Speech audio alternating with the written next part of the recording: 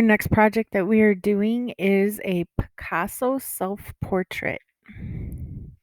So the first thing we need to do is understand better who Picasso is, or even more importantly, to understand what his artwork looked like and the style that he used.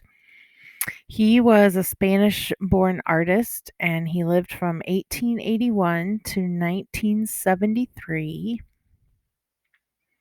And that's his self portrait. He worked in the style of Cubism. Cubism is a style of art that shows all of the possible viewpoints of a person or an object, but all at the same time.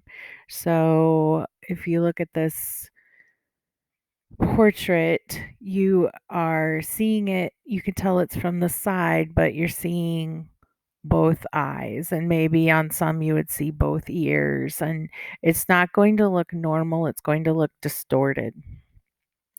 It is called cubism because um, what is represented in the artwork is usually broken down into some sort of cube shape or geometrical shape. Um, and so it does not look realistic at all.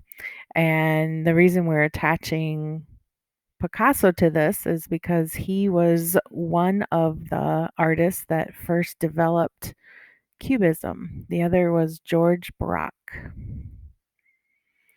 So, some examples of some of Picasso's work.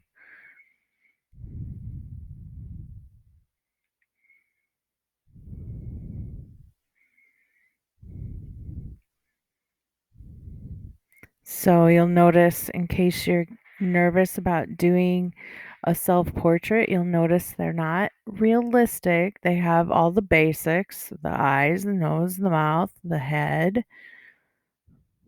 but simplified and then with a cubism style.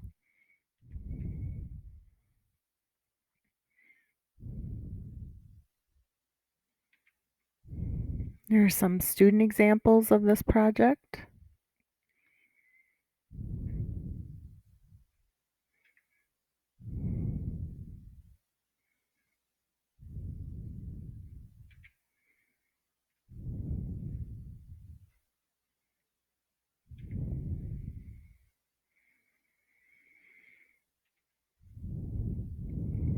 So broken down into steps, and I will be doing videos the on each day so that you understand as we go step by step what exactly you need to do.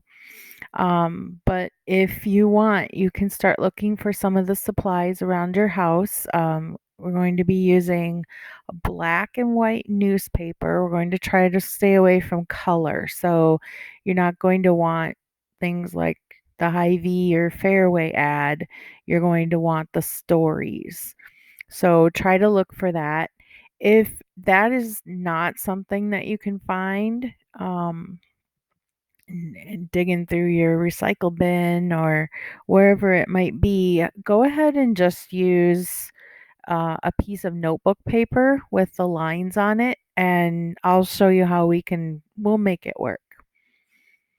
Then you're going to be sketching a portrait of yourself, and we're going to be basing it on some of those portraits that we just looked at in the slideshow. So you can look through and kind of pick one that you like, that you think looks like you the most, or that you could adapt the easiest to you. We will be using markers for this portrait. So you'll need markers, pencil, glue stick, newspaper, and then a piece of paper to glue your newspaper onto.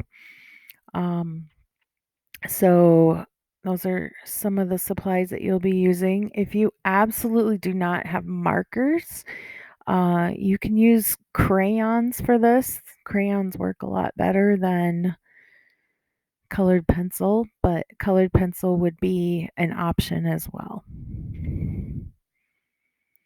Then we're going to be coloring our portrait, and lastly, adding a background if that's something that we feel we need.